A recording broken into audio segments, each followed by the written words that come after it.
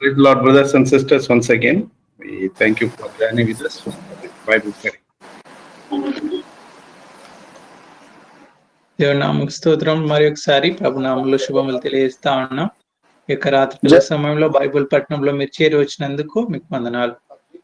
जय मसीह की भाई बहनों, एक और बार फिर से हम बाइबल अध्ययन के लिए आप सभी को आमंत्रित करते हैं. We have been meditating Ephesians chapter 1 and a few verses up to this week.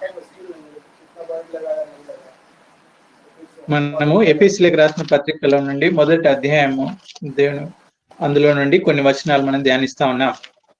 और हम इफिसियों के पहले अध्याय से कुछ वचनों को हम मनन कर रहे हैं. I believe that some of the things we have learned and God is teaching us many things through this scriptural portion. నేను నమ్ముతున్నాను మరి దేవుని యొక్క వాక్యం ద్వారా ఈ యొక్క అధ్యాయంలో కొన్ని మనం ధ్యానించిన విషయాలను బట్టి అనేక విషయాలు నేర్చుకున్నామని నేను విశ్వసిస్తా ఉన్నాను. और हम परमेश्वर के वचन से हम जब मनन कर रहे हैं तो परमेश्वर और उसके वचन के द्वारा हमसे बातें कर रहे करके हम विश्वास करते हैं. This day also God may help us to understand few things as we read, as we understand the scriptural portion.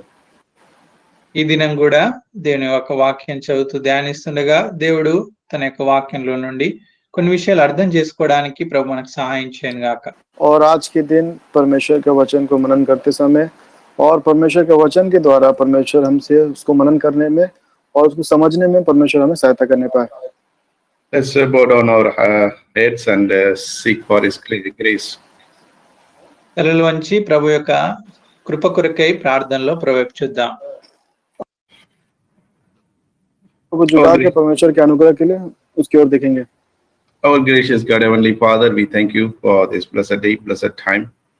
You have been so gracious in helping us to understand Thy spiritual truth. Spiritually, we are encouraged, and Lord, we have been strengthened also.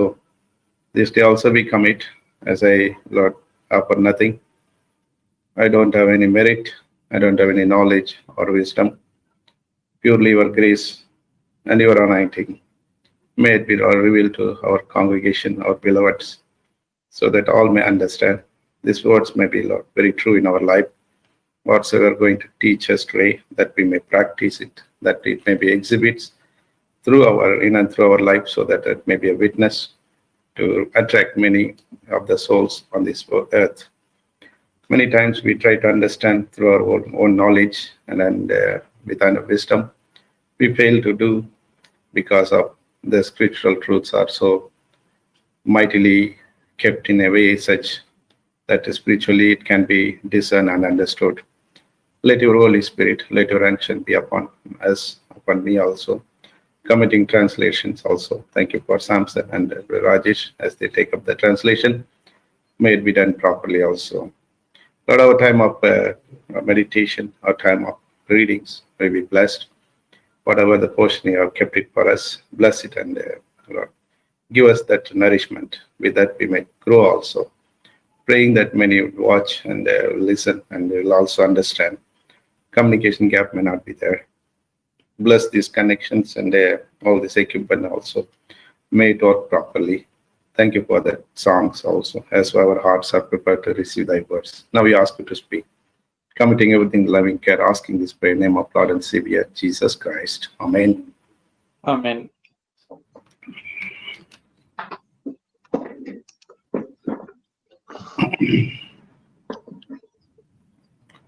So Ephesians chapter 1, we have done up to 15. ఎఫెసీయులకు రాసిన పత్రికలో 15వ వచనం వరకు మనం ధ్యానిస్తూ వచ్చాం. और हम इफिसियों का पहला अध्याय का 15 वचन तक हमने मनन किया है. And the 15 and 16 is together, but last week we couldn't able to take together.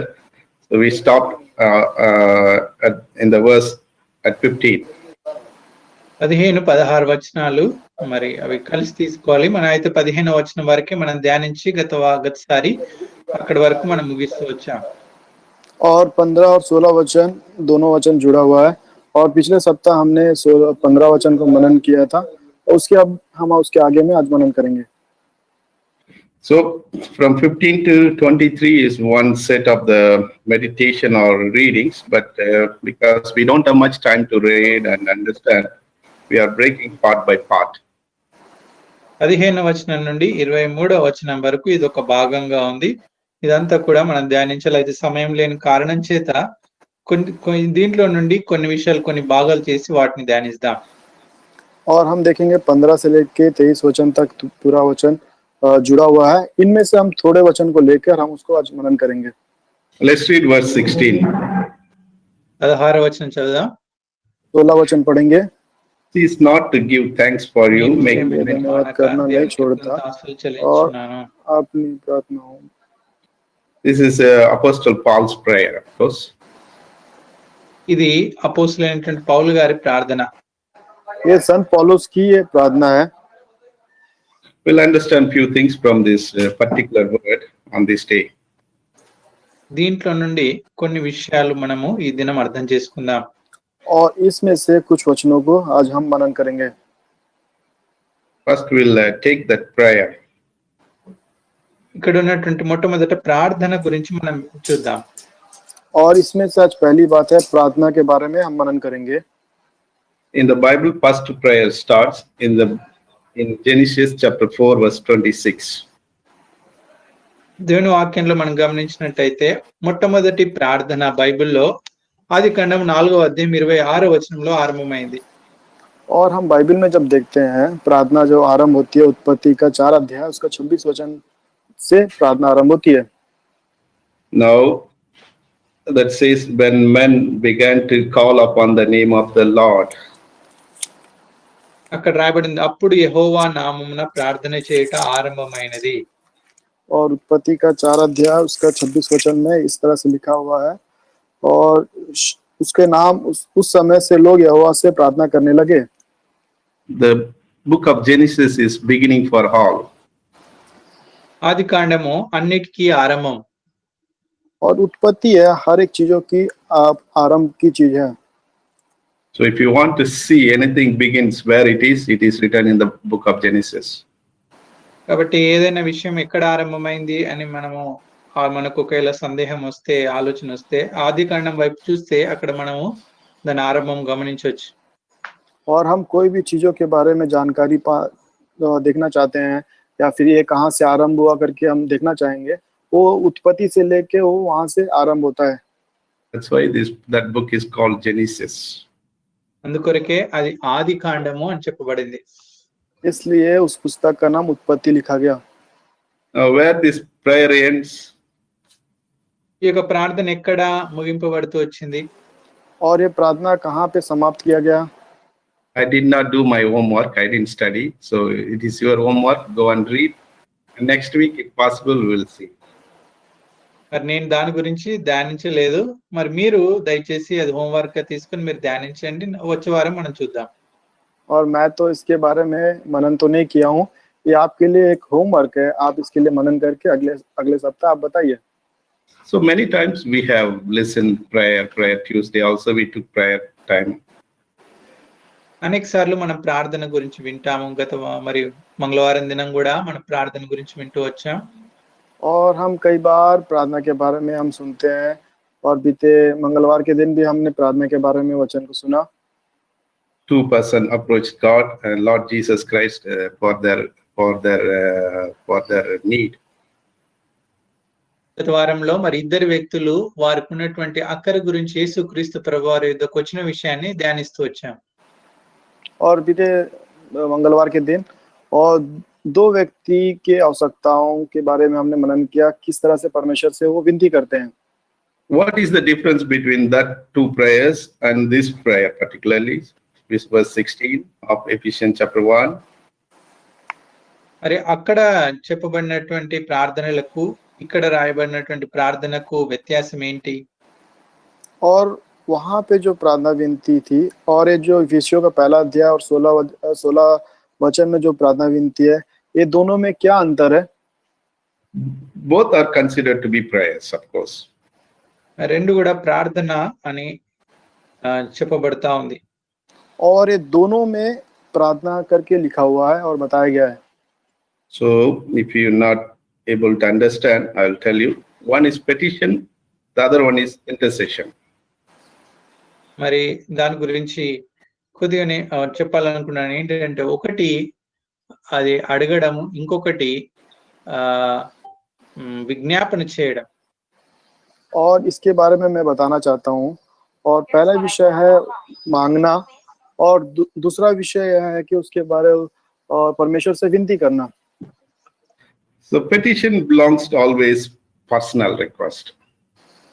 కాబట్టి ఏదైనా విన్నపము అది ఎప్పుడు కూడా వ్యక్తిగతంగా చేసేటటువంటి ప్రార్థన అనొచ్చు. और ये जो विनती है इसको हम इस तरह से कह सकते हैं, व्यक्तिगत के रूप से हम परमेश्वर से विनती करते हैं। So intercession, you are pleading for others. విజ్ఞాపన చేయడం అంటే ఇతరుల గురించి ప్రార్థించడం. और उसके बारे में मनन करना, इसका अर्थ यह है कि हम दूसरे के बारे में हम प्रार्थना विनती करना। So whenever you read Bible, when you come across prayer, you must able to understand whether it is a personal petition or collective intercession. కాబట్టి ప్రార్థన అనే విషయాన్ని దేవుని వాక్యంలో మనం చూసినప్పుడు మనం దాన్ని అర్థం చేసుకోవాలి. ఇది వ్యక్తిగతంగా కోరేటువంటి ప్రార్థన, లేకుంటే ఇతరుల గురించి అందరి గురించి చేసే విజ్ఞాపన అని మనము దాన్ని అర్థం చేసుకోవాలి. जब हम प्रार्थना के बारे में जब हम मनन करते हैं, हमको ये समझना है कि हम व्यक्तिगत का प्रार्थना विनती कर रहे हैं या फिर नहीं तो बाकी सारे लोगों के लिए हम परमेश्वर से दुआ कर रहे हैं, इसको हमको समझना है। So last week Tuesday, that was petition prayer. కాబట్టి మనం మంగళవారం చూసినటువంటి ప్రార్థన అది విన్నపము చేసేటటువంటి ప్రార్థన. और हमने जो मंगलवार के दिन जो वचन हमने जो सुना था, उसका मतलब यह है कि हम परमेश्वर से विनती करना। So if it is both together joins, if the soul is approached to God as an act of worship, that is called prayer. కాబట్టి ఇవి రెండు కలిసి, ఇద్దరు కలిసి మరి దేవుని యొక్క సన్నిధికి చేరినప్పుడు అది ఆరాధనగా మరి కృతజ్ఞతగా చెప్పబడతా ఉంది. और ये दोनों चीज परमेश्वर के सामने जब अर्पण किया जाता है, ये धन्यवाद का भेंट के समान पे अर्पण किया जाता है। Supplication also it joins together, that is belongs to personal petitions. మరి ఏవైనా మన యొక్క అక్కరల గురించి మనం చేసినట్టయితే అది వ్యక్తిగత మొర అని చెప్పొచ్చు. और हमारे जो आवश्यकताओं के अनुसार अगर हम मानते हैं, वो व्यक्तिगत का भेंट है करके हम कह सकते हैं। If it is made for self, that is petition. If it is made for others, that is intercession in supplication. కాబట్టి వ్యక్తిగతంగా మనం ఏదైనా అడిగితే అది ప్రార్థన విన్నపం అని చెప్పొచ్చు. ఇతరుల గురించి మనం చేసేటటువంటి ప్రార్థన అది అడగడము, అది మనం విజ్ఞాపన చేయడాన్ని తెలియజేస్తాం. और हम जैसे कि हम व्यक्तिगत हम कुछ प्रार्थना करते हैं तो व्यक्तिगत प्रार्थना के रूप में आ जाता है। अगर हम परमेश्वर से विनती करके प्रार्थना करते हैं, वो धन्यवाद का भेंट करके हम कह सकते हैं। When that prayer comes out, in a sense, when it springs out from our heart or heart, కాబట్టి ఈ ప్రార్థన అనేది ఎప్పుడు మన హృదయంలో నుండి బయటకు వస్తుంది? और ये जो प्रार्थना है, ये कब हमारे हृदय से भीतरी से बाहर आएगा? Hebrews chapter 11 verse 6, second portion we read. హెబ్రీయులకు రాసిన పత్రిక 11వ అధ్యాయము 6వ వచనం. इब्रानियों 11 अध्याय उसका 6 वचन। For he that cometh to God must believe that he is, and that he is a rewarder of them that diligently seek him. కాబట్టి దేవుని యొద్దకు వచ్చేవాడు ఆయన ఉన్నాడనియు తను వెదుకు వారికి ఫలం దయచేవాడని నమ్మవలెను కదా. और विश्वास बिना उससे प्रश्न करना अनहोना है, क्योंकि परमेश्वर के पास आने वाला को विश्वास करना चाहिए कि वह है और अपने खोजने वालों को प्रतिफल देता है। So when we diligently seek, that he is going to reward, that he is going to answer, that also we must believe that he is the one going to answer. That's the act of prayer.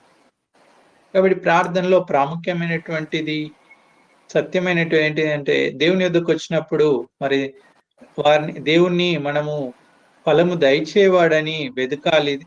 అంతేకాకుండా మరి తప్పకుండా ఆయన దయచేస్తాడని నమ్మాలి. और हम प्रार्थना के पास जब हम प्रवेश करते हैं, ये सत्य बात को हमको जानना है कि परमेश्वर के जो खोजने वालों को परमेश्वर प्रतिफल देता है और उसके ऊपर जो विश्वास करने वालों को भी वो उसके ऊपर परमेश्वर उसको आशीष देता है करके हमको जानना है। In that, when we approach God, when we ask God, we make adoration, we make confession, we also make thanksgiving, and we find that it's all combined together as an act of worship because our soul is approached God. కాబట్టి ఇవన్నీ అనగా మనము ఒప్పుకోలు, అంతేకాకుండా దేవుణ్ణి స్తుతిస్తూ, దేవునికి మన విన్నపాలు తెలియజేస్తూ, ఇవన్నీ కూడా మన ప్రాణము ఆత్మ ద్వారా చేయడం ద్వారా ఇదంతా కలిపితే దేవుని యొద్దకు మన ప్రాణం సమీపిస్తా ఉంది. కాబట్టి ఇది ఆరాధనగా చెప్పవచ్చు. जब हम परमेश्वर के सामने में अपने आप को जब अर्पण कर लेते हैं, हमारे विनतियों को परमेश्वर के सामने प्रकट करते हैं, जब हम प्राण आत्मा के साथ परमेश्वर के सामने ले आते हैं, ये सारी चीजों को जब हम परमेश्वर के सामने ले आते हैं, ये एक आराधना के रूप में वो बदल जाता है। In this verse, Ephesians chapter 1, verse 16, we see that she is not to give thanks for you, making mention of you in my prayer. So he gives thanks to God about their faith, about their love, about their commitment, all those things. కాబట్టి ఇక్కడ 16వ వచనంలో మీ విషయమే మానక నేను దేవునికి కృతజ్ఞతాస్తులు చెల్లిస్తున్నాను అంటున్నాడు. కాబట్టి ఇక్కడ ఆయన చేసేది మరి వారి యొక్క విశ్వాసం గురించి, వారి యొక్క ప్రేమ గురించి, వారు చూపించినటువంటి నమ్మకాన్ని గురించి దేవునికి విజ్ఞాపన చేస్తూ కృతజ్ఞతాస్తుతులు చెల్లిస్తా ఉన్నాడు. और हम यहाँ पे 16 वचन में देखते हैं, तुम्हारे लिए धन्यवाद करना नहीं छोड़ता और हमेशा परमेश्वर का धन्यवाद करता है। और हम यहाँ पे देखेंगे और ये उनके ऊपर विश्वास और प्रेम और उनका भरोसा रखते हुए वो परमेश्वर से धन्यवाद का भेंट चढ़ाता है। In the Old Testament, that is Hebrew, the Hebrew words, they call it direct petition, that is called one act of prayer, of course. హెబ్రీలకు రాసిన word Hebrews and Greek. Of course, Old Testament is written in Hebrews. కాబట్టి ఈ Hebrew భాషలో ఈ పాత నిబంధనలో రాయబడినట్టు అక్కడ ప్రార్థన గురించి మనం చూస్తాం. और इब्री में पुराना नियम में किस तरह से प्रार्थना विनती लिखा है उसके बारे में हम देखेंगे। Psalm 30 verse 2, O Lord my God, I cried unto thee and thou hast healed me. That is direct petition. చూడండి, కీర్తనలు 30వ అధ్యాయం 2వ వచనంలో యెహోవా నా దేవా నేను నీకు మొరపెట్టగా నీవు నన్ను స్వస్థపరిచితివి. ఇది మరి వ్యక్తిగతంగా చేసే విన్నపంగా మనము దేవుని దగ్గర మొరగా మనం చూస్తా ఉన్నాం. और हम भजन संहिता 30 अध्याय उसका 2 वचन में भजन का लिखने वाला इस तरह से लिखता है, हे मेरे परमेश्वर यहोवा, मैंने तेरी दुहाई दी और तूने मुझे चंगा किया है। ये हम जो दुआई है परमेश्वर से व्यक्तिगत का अनुभव से हम जो परमेश्वर से दुआई मांगते हैं उसके बारे में लिखा हुआ है। In the New Testament, one more example we'll take, that is Greek word. Of course, in the Greek word it is translated. Apostle Paul says in 2 Corinthians chapter 2, 12 verse 8, for this thing I besought the Lord thrice that it might depart from me. 2 కొరింథీ నూతన నిబంధనలో Greek లో రాయబడినటువంటి విషయాలు మనం చూస్తాం. 2 కొరింథీ 12:8-9లో రాయబడుతూ వచ్చే పౌలు గారు ఈ యొక్క విషయాలు, ఈ ప్రార్థన గురించి రాస్తూ వచ్చారు. అది నా యొద్ద నుండి తొలగిపోవాలని దాని విషయం ముమ్మారు ప్రభువును వేడుకుంటుని. और हम देखेंगे संत पौलुस ने 2 कुरिन्थी 12 अध्याय उसका 8-9 वचन में लिखा है कि इसके विषय में मैंने प्रभु से 3 बार विनती की, मुझसे या दूर हो जा करके। So now if it is combined together, as I said, petition and intercession, it becomes like a worship also. And we see that it's one of the greatest example in the Bible. 1 Samuel chapter 2 verse. మొదటి సమూయేలు గ్రంథము 2వ అధ్యాయంలో ఈ రీతిగా మరి చేసేటువంటి విజ్ఞాపన, అంతేకాకుండా విన్నపము కలిసినప్పుడు ఏ రీతిగా ఆరాధనగా మార్చబడుతుందో, కృతజ్ఞతగా మార్చబడుతుందో చూద్దాం. और हम 1 सामुएल 2 अध्याय में हमारी जो प्रार्थना विनती और दुआई किस तरह से आराधना के रूप में बदला जाता है इसके बारे में हम देखेंगे। Many of you know Hannah prayed and God answered her prayer. Her heart started to bubble with the joy and rejoice because of the answered prayer. And she prays like anything from verses 1 to 10. మనకందరికి తెలుసు Hannah మరి తన ప్రార్థిస్తూ వచ్చినప్పుడు దేవుడు తన గర్భాన్ని తెరుస్తూ వచ్చాడు. అయితే దానికి ప్రతిఫలంగా ఆమె ఏ రీతిగా ప్రభువుకు విజ్ఞాపన చేస్తూ స్తుతిస్తూ వచ్చిందో మనము మొదటి సమయాలు రెండో అధ్యాయము మొదటి 10 వచనాల్లో మనం చూడొచ్చు. और हम हन्ना की प्रार्थना के बारे में हम सब जानते हैं कि हन्ना ने परमेश्वर से विनती की कि मेरे खो को खोल दे करके, तो परमेश्वर ने उसके खो को खोल दिया। उसको हम पहला सामुएल 2 अध्याय के पहला वचन से लेके 10 वचन में इसके बारे में लिखा हुआ है। So we understand what is meant by prayer, what is meant by what is meant by petition and intercession. In that petition also supplication, thanksgiving, confession, and also intercession. All these things joined together. If it is self-directed, then it is a petition. If it is pleaded for others, it is an intercession.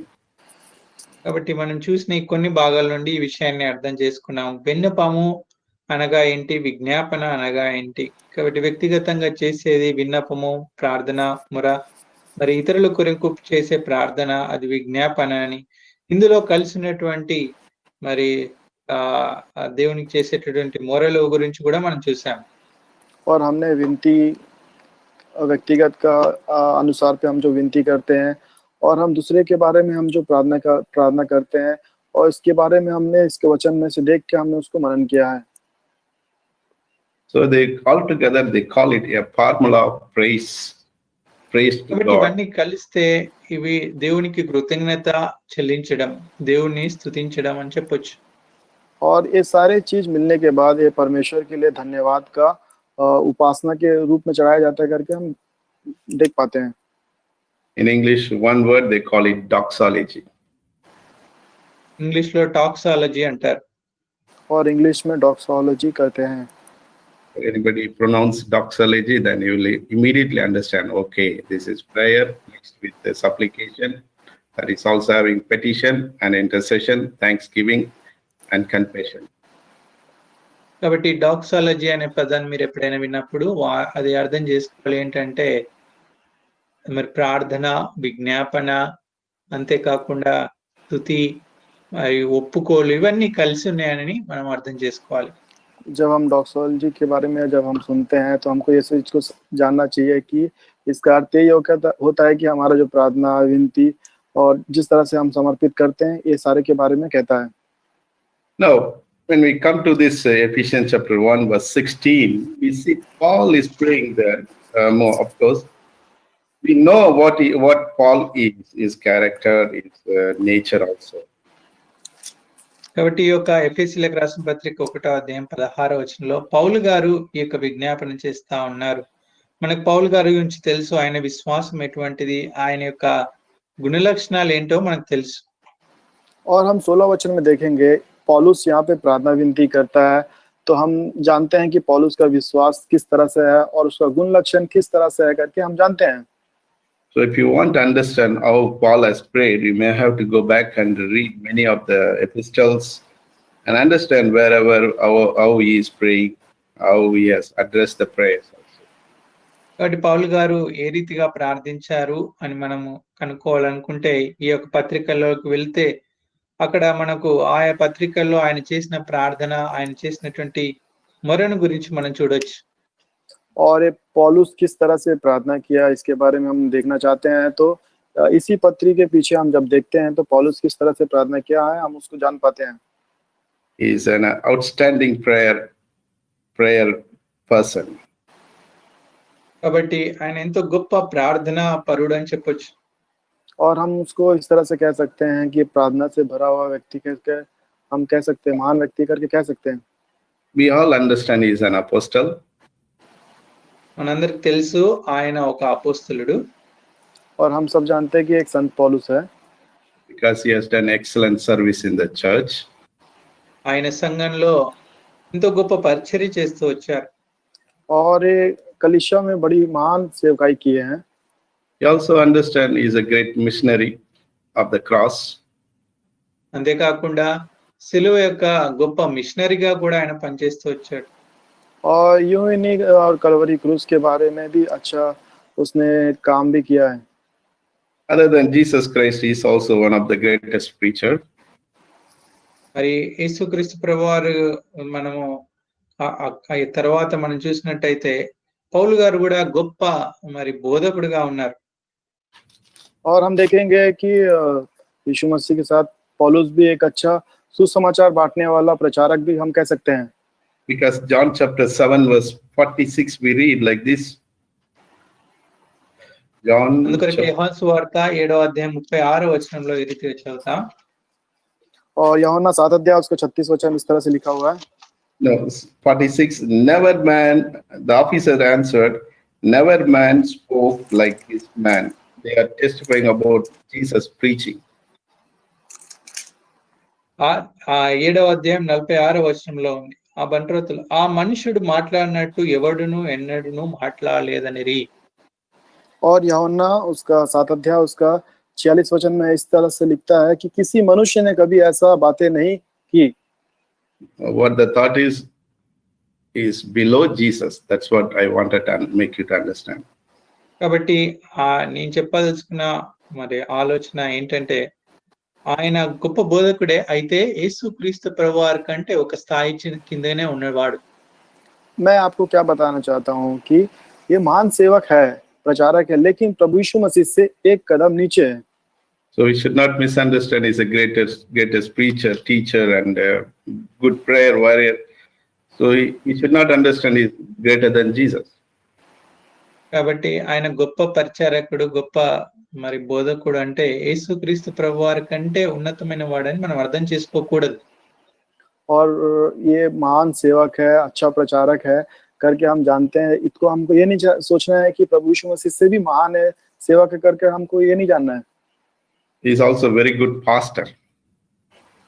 అంతేకాకుండా ఆయన ఒక మంచి సేవకుడు. और एक अच्छा सेवक भी है। Dr. Luke writes about him, Acts chapter 20, verse 36, 37, 38. Very wonderfully about Paul's pastoral things. Acts chapter 20 verses 36 to 38. No need to అపోస్తల write. కార్యము 20వ అధ్యాయంలో 36 నుండి 38 వచ్చిన వరకు మనం చూస్తే ఇక్కడ లూకా గారు ఏ రీతిగా మరి పౌలు గారు సేవ చేస్తూ వచ్చారో అందులో గొప్పతనాన్ని గురించి వివరిస్తూ వచ్చారు. और हम देखेंगे प्रेरितों के काम 20 अध्याय उसके 36 से 38 वचन में किस तरह से लूका यहाँ पे पौलुस के साथ सेवकाई किया, इसके बारे में यहाँ पे लिखा हुआ है। So he created such a bond of love with the church at Ephesus. So before leaving, there was a lot of cry, and people started to, of course, express their love. కాబట్టి ఆయన ఆ సంఘంలో చేసిన పరిచర్యకి అక్కడ ఎఫెసీలలో వారు ఆయన విడిచి ఆ స్థలాన్ని విడిచి వెళ్తున్నప్పుడు వారందరూ కూడా ఏ రీతిగా ఏడుస్తూ వచ్చారో, ప్రార్థిస్తూ వచ్చారో, ఆయన మీద ఏ రీతిగా తమ ప్రేమను చూపిస్తూ వచ్చారో ఈ యొక్క వచనాల ద్వారా మనం తెలుసుకోవచ్చు. और जब इफिसियो में जब वो सेवकाई चलते समय वहां से छोड़ के जाते समय वहां के कलीसिया के लोग किस तरह से रोते हुए, किस तरह से प्रार्थना विनती कर रहे थे, इसके बारे में हम यहाँ पे इस वचन में हम देख पाते हैं। Nearly 3 years he was ministering in that church. ఆ సంఘంలో దాదాపు 3 సంవత్సరాలు ఆయన పరిచర్య చేస్తూ వచ్చారు. और लगभग 3 साल उस कलीसिया में उसने सेवा किया। Of course, they loved him very much. ఆయనను వారు ఎంతో ప్రేమిస్తూ వచ్చారు. और उसे वे बहुत ही प्रेम किए। So somebody told the church can be judged how they love their pastor, especially the ex-pastor. కాబట్టి ఒక్కొక్క ఈ రీతిగా అన్నారు, ఒక సంఘము ఎలాంటి సంఘమో మనము తెలుసుకోవాలి అంటే వారు ఏ రీతిగా విడిచి వెళ్ళినటువంటి సేవకులను వారు ప్రేమిస్తున్నారో, వారు గౌరవిస్తున్నారో దాన్ని బట్టి మనం తెలుసుకోవచ్చు.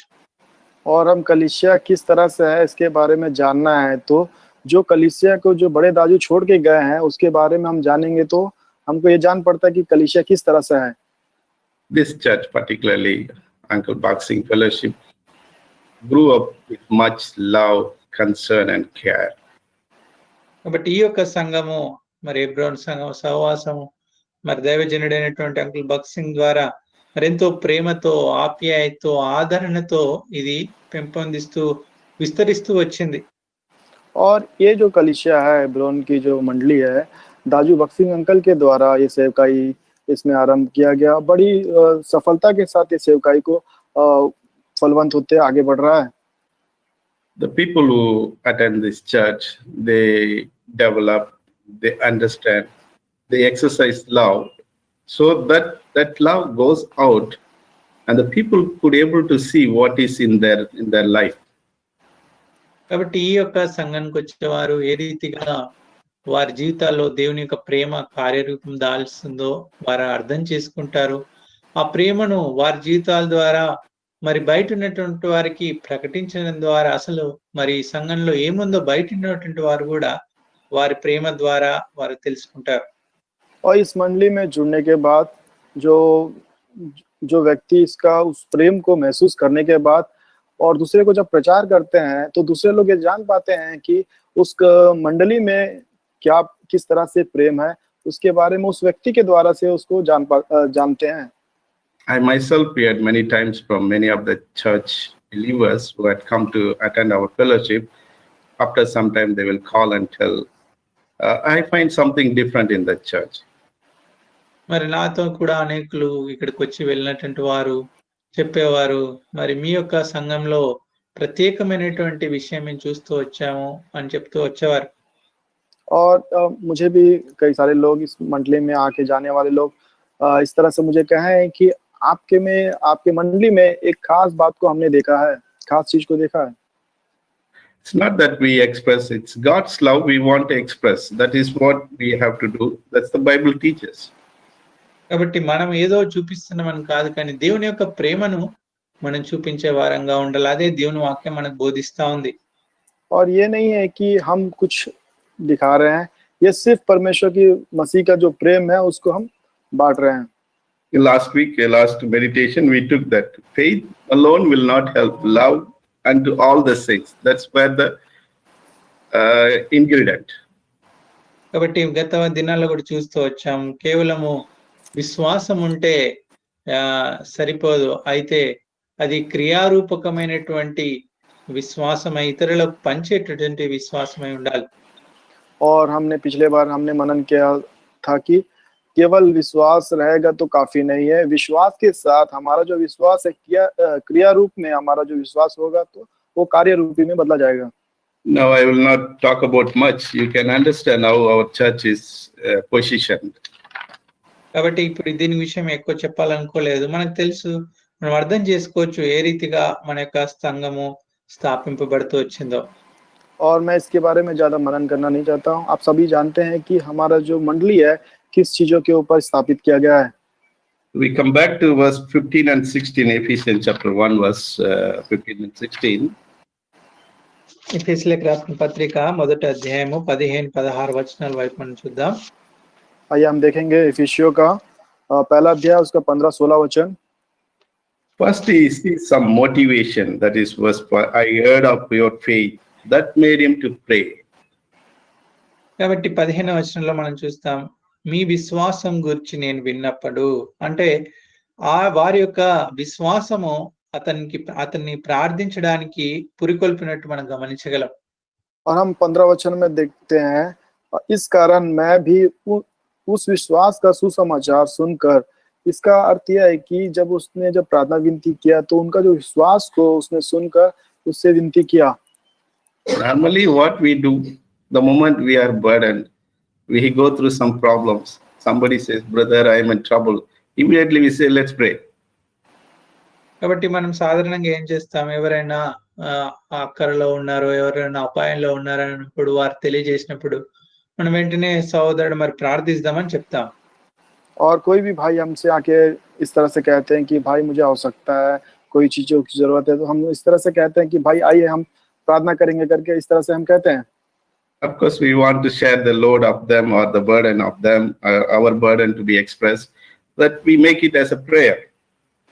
కాబట్టి వారికున్నటువంటి అక్కర, వారికున్నటువంటి భారాన్ని మనం కూడా పంచుకోవడానికి, దాన్ని మనం వ్యక్తిపరచడానికి మనము ప్రార్థిద్దామని చెప్పి ప్రార్థిస్తాం. और उन भाइयों का जो बोझ है, प्रार्थना का जो बोझ है, और हम दोनों मिलकर जुड़कर प्रार्थना करने के बाद उस प्रार्थना के रूप में हम आगे देते हैं उसको। But here in this verse, when he heard the good news, he started to pray. కాబట్టి ఇక్కడైతే ఆయన విన్న మంచి విషయాన్ని బట్టి ఆయన ప్రార్థిస్తా ఉన్నాడు. और हम यहाँ पे देखेंगे एक अच्छी विषय के लिए यहाँ पे ये प्रार्थना कर रहा है। Don't misunderstand me that only burden time we have to pray. The thought is either it is good news or the bad news, we should praise God and pray to God. That's కాబట్టి the way Bible teaches. కాబట్టి దేవుని వాక్యం మనకేం బోధిస్తా ఉందంటే, అది మరి మంచి విషయమైనా, అది కొద్దిగా దుఃఖకరమైన విషయమైన, అన్ని పరిస్థితుల్లో మనము ప్రార్థించే వరంగా ఉండాలి. और हमें बाइबल हमें क्या सिखाता है, क्या समझाता है कि चाहे परिस्थिति कुछ भी हो, चाहे सुख का हो, चाहे दुख का हो, हर एक समय में हम परमेश्वर से प्रार्थना विनती करना है। So next time when somebody says good news also, we should thank God and also pray together. God, you have helped him. We praise you. కాబట్టి మరి ఇంకొకసారి ఎవరైనా మరి ఈ రీతిగా మంచి విషయం పంచుకున్నప్పుడు కూడా వారితో కలిసి ప్రార్థించి ప్రభుని స్తుతించే వారంగా ఉండాలి. और अगली बार कोई भी हमें कहेंगे कि ये अच्छी सुसमाचार है, तो हमको तुरंत उसको उस तरह से कहना है कि आइए हम प्रार्थना करेंगे करके हमको कहना है। The first point we take motivated him for the good news. కాబట్టి మొట్టమొదటి విషయము, ఆయన సంతోషకరమైనటువంటి లేకుంటే మంచి విషయాన్ని బట్టి ఆయన పురికొల్పబడుతూ వచ్చాడు, ప్రోత్సహింపబడుతూ వచ్చాడు. और हम देखेंगे वो अच्छे विषय के लिए और परमेश्वर से वो क्या हुआ, उत्तेजित हुआ करके हम देख पाते हैं। And then second part is making mention of you. That means he especially makes everyone's name. మరి రెండవదిగా మనం చూస్తే ఆయన నేను విశ్వాసం గూర్చి మీ గురించి విన్నప్పటి నుండి, అనగా ఆయన ప్రతి ఒక్కరి పేరున అందరినీ జ్ఞాపకం చేసుకుంటూ వచ్చారు. और हम देखेंगे आपके लिए मैं सुनकर विनती कर रहा हूँ, तो इसका अर्थ है कि हर एक का वो नाम वो जानता है। I heard this matter, this thought from one of the pastor. ఈ యొక్క విషయాన్ని నేను ఇప్పుడు మీకు పంచుకోబోతున్న విషయాన్ని ఒక పాస్టర్ దగ్గర నుండి నేను వింటూ వచ్చాను. और मैं अभी जो आपसे बांटने चाह रहा हूँ वो चीजों को मैं एक पास्टर के यहाँ से मैंने सुना। In Dallas, US, there was one great big church was run by Dr. Anderson, I think so. అమెరికాలో డల్లాస్ అనే ప్రాంతంలో ఒక పెద్ద సంఘము, ఆ యొక్క సంఘాన్ని పాస్టర్ ఆండ్రూస్ అనేవారు నడిపించేవారు. और डल्लास करके अमेरिका में यूएस में एक प्रभु के दास है, उसको चलाते थे। डल्लास एक स्थल है, डल्लास एक स्थल है, एंड्रूस जो अंकल है उसको चलाते थे, उसको सेवकाई करते थे। Somebody heard about me. So many people come and attend that church. మరి ఆయన ఒకళ్ళు వింటూ వచ్చారు, చాలా మంది అక్కడికి వచ్చి మరి దేవుని మందిరానికి వచ్చేవారని విన్నారు. और काफी सारे लोग उस मंदिर में आके, भवन में आके प्रार्थना करते हैं करके उसने सुना। So he came and listened to his sermon or the message. అయితే ఆ వ్యక్తి ఆ దినము ఆండ్రూస్ గారి ఆ యొక్క వర్తమానాన్ని మందిరానికి వచ్చి విన్నాడు. और एंड्रूस जो अंकल है उस दिन उस जगह पे जाकर उस वचन को सुना। But he was not much attracted about his message. He said that it's nothing in this message.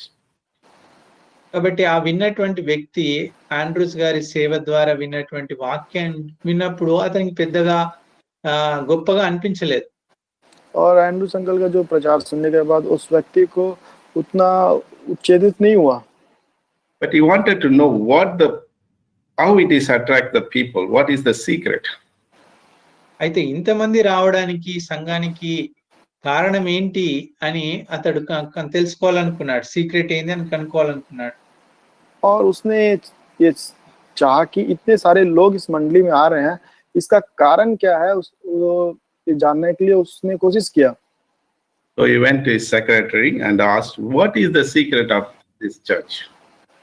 అయితే ఆయన వెళ్ళి ఆండ్రూస్ గారి సెక్రటరీని కలిశాడు, అడుగుతూ వచ్చాడు, ఈ యొక్క సంఘం యొక్క రహస్యం ఏంటి, ఇంతమంది రావడానికి కారణం ఏంటి అని అడుగుతూ వచ్చాడు.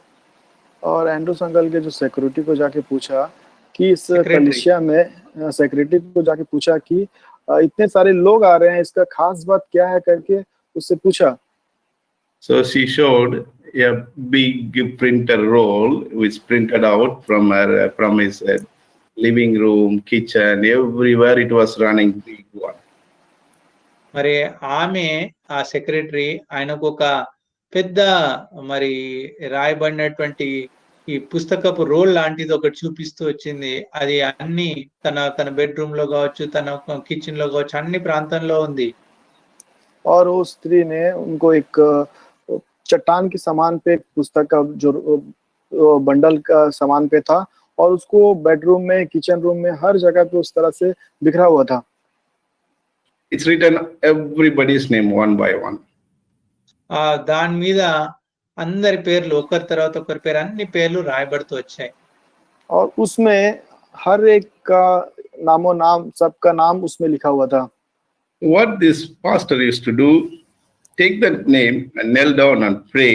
When God says send the person, he immediately call that one of his deacon or assistant. He will tell, go and speak to that person. He's going to accept the Lord. Go and speak to him. God has told me. కాబట్టి ఆయన ఏం చేసేవాడంటే ఆ పేరు చూసినప్పుడల్లా వారి గురించి మోకరించి ప్రార్థించేవారు. మరి దేవుడు సెలవిచ్చినప్పుడు వెళ్ళి ఈ యొక్క వ్యక్తితో మాట్లాడమని చెప్పినప్పుడు తన యొక్క దాసులను వారి దగ్గరకు పంపించేవారు. ఆయన ఆ సమయంలో సువార్త వినడానికి సిద్ధంగా ఉన్నాడని ప్రభు మాట్లాడాడని చెప్పి ఆ రీతి వారి దగ్గరికి సువార్త కొరకు పంపించేవాడు.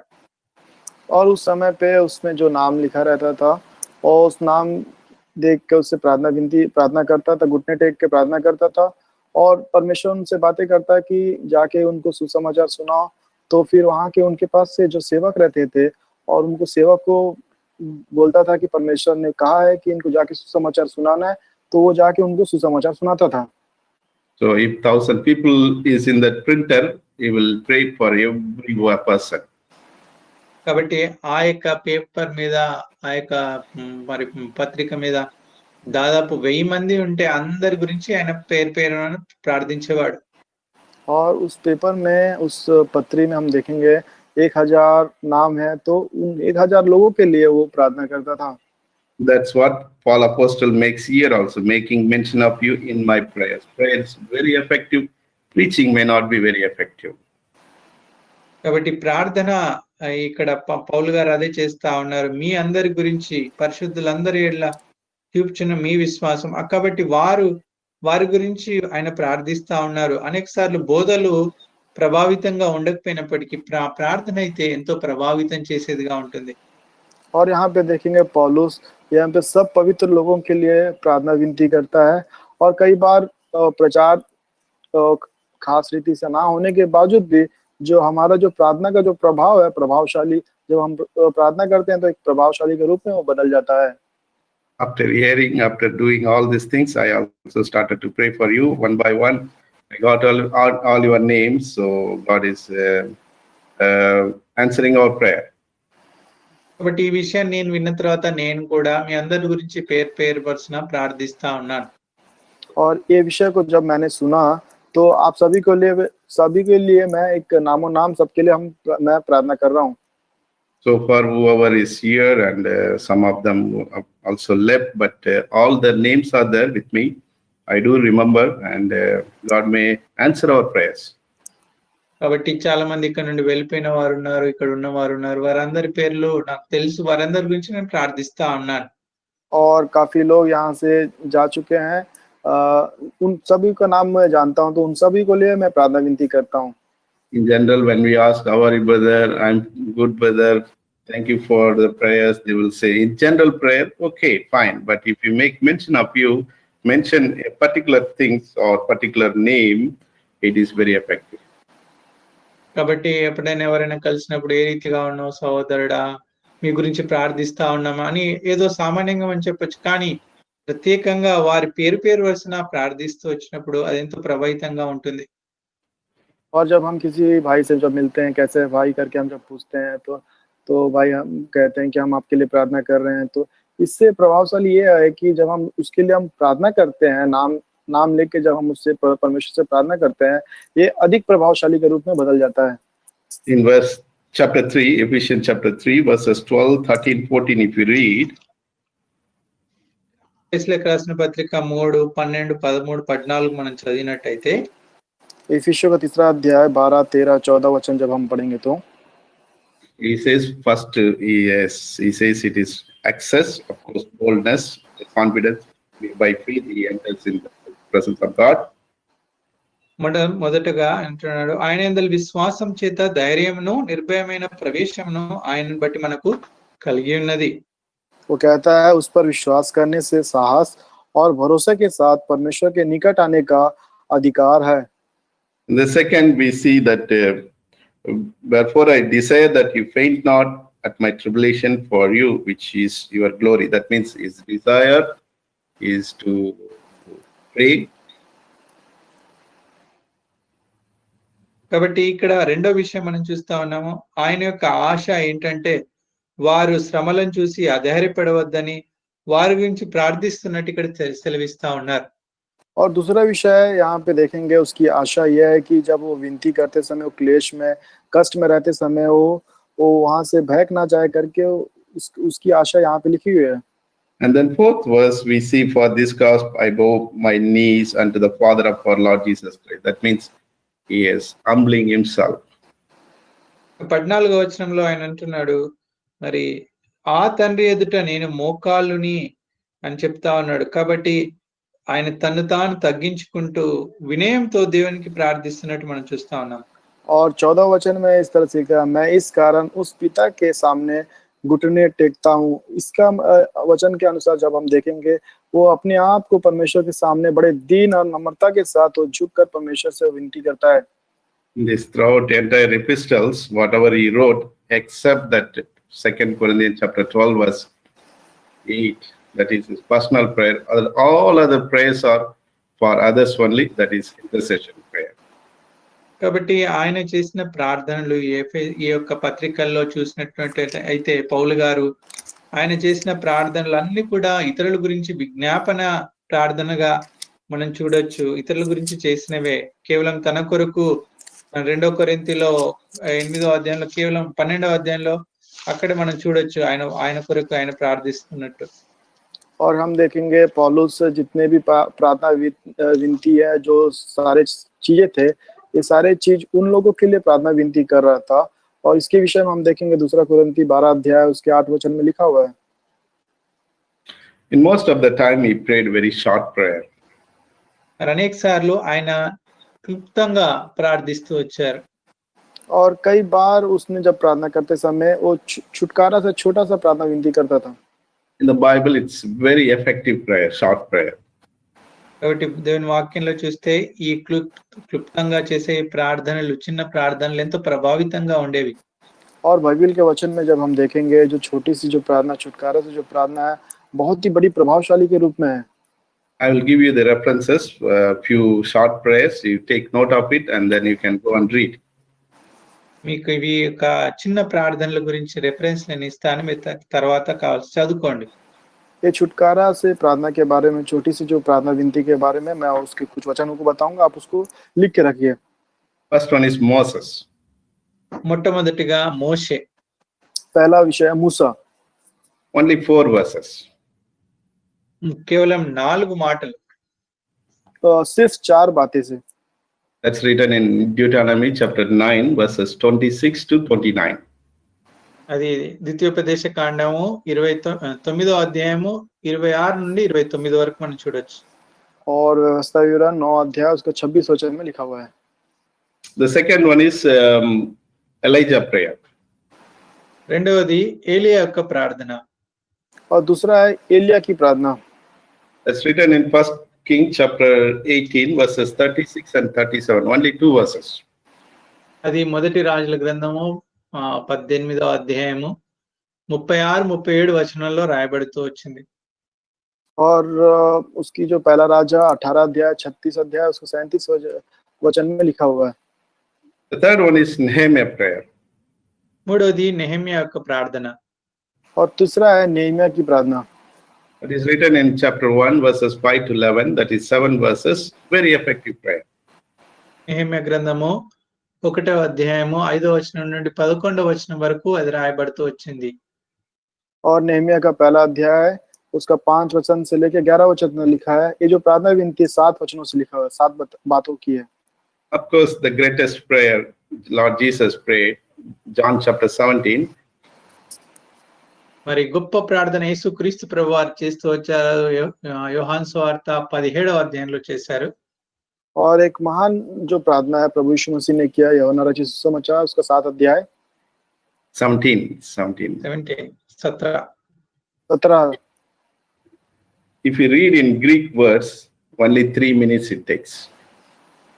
అది గ్రీకు పదంలో మనం ఆ యొక్క వచనాలన్నీ చదివితే కేవలం 3 నిమిషాలే ఉంటుంది. और हम उसको ग्रीक पदों में जब देखेंगे तो 3 बातों से उसने प्रार्थना किया। But if you read in your language, it may take more time. అయితే మన భాషలో మనం చదివితే అది ఎక్కువగా ఉండొచ్చు.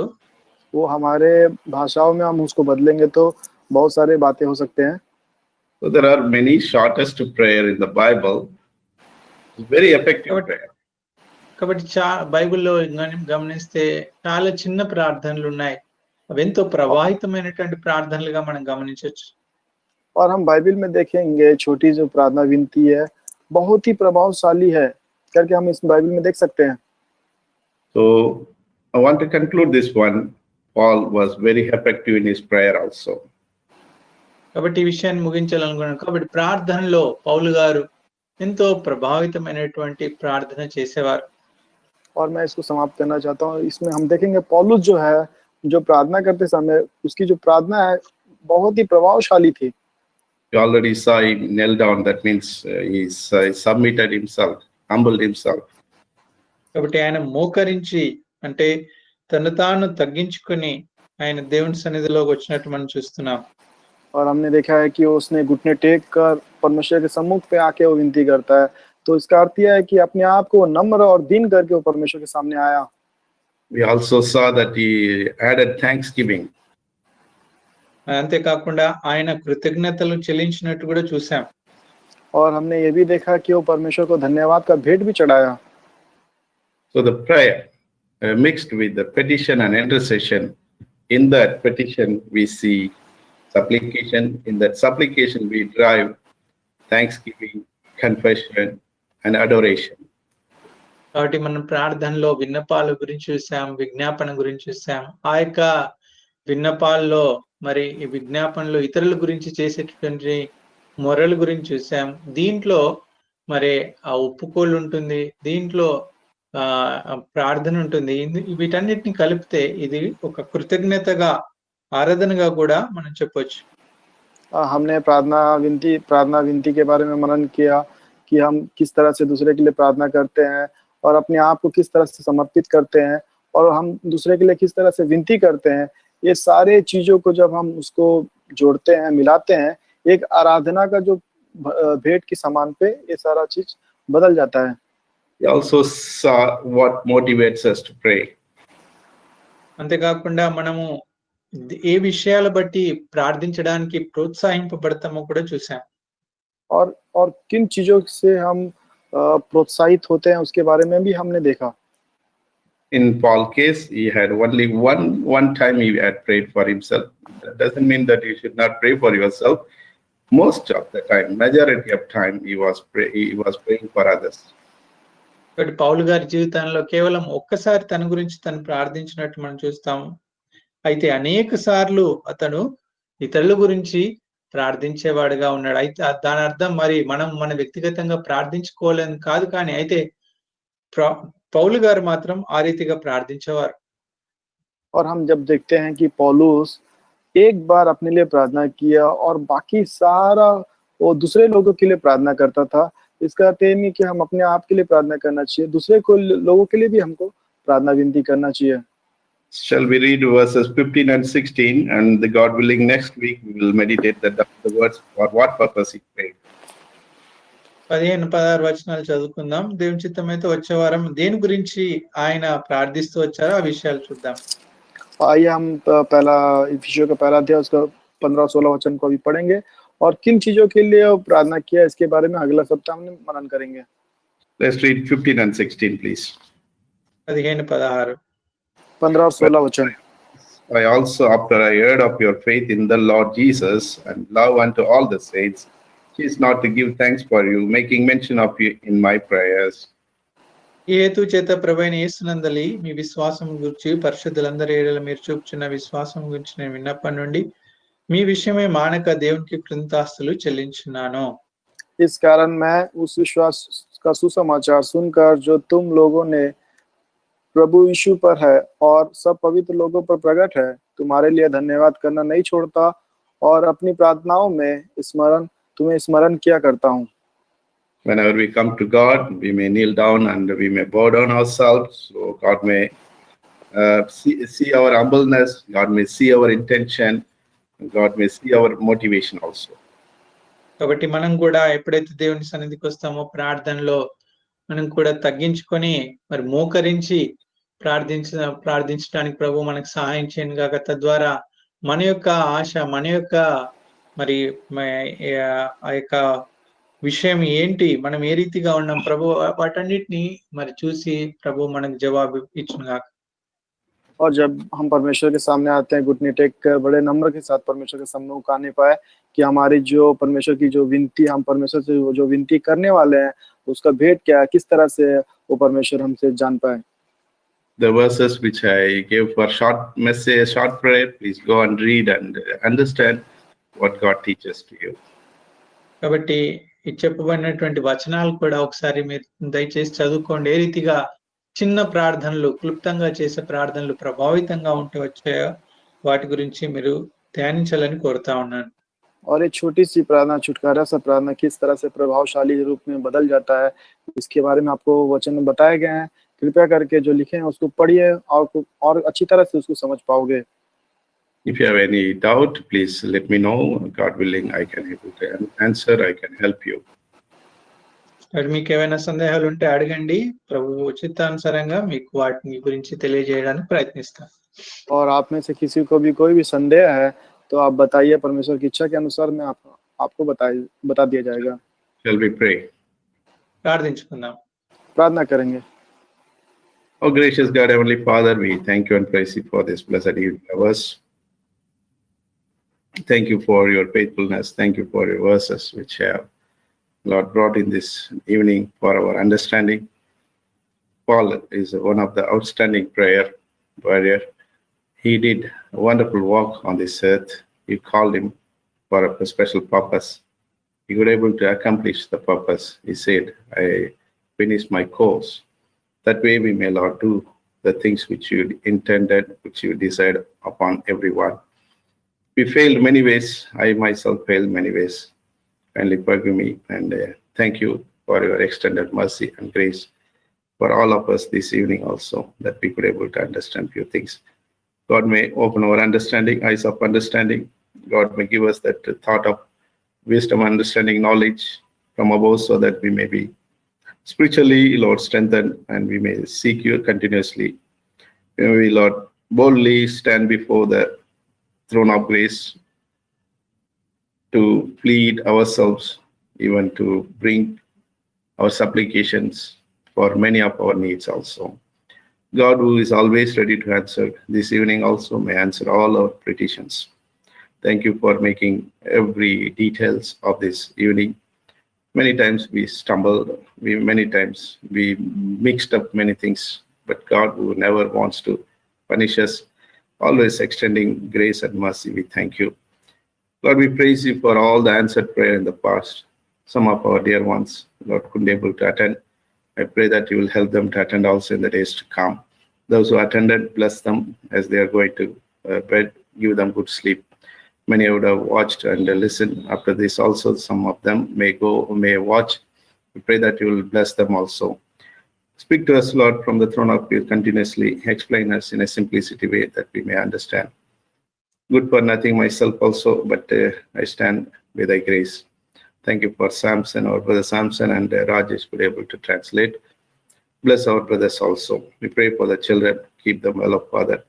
Especially praying for tomorrow for the live worship service.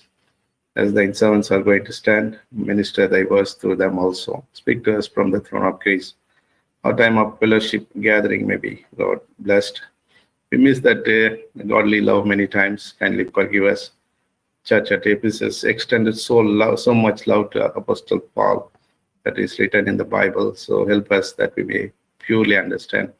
The same church lost that love. It is known to you in the Revelation chapter 2.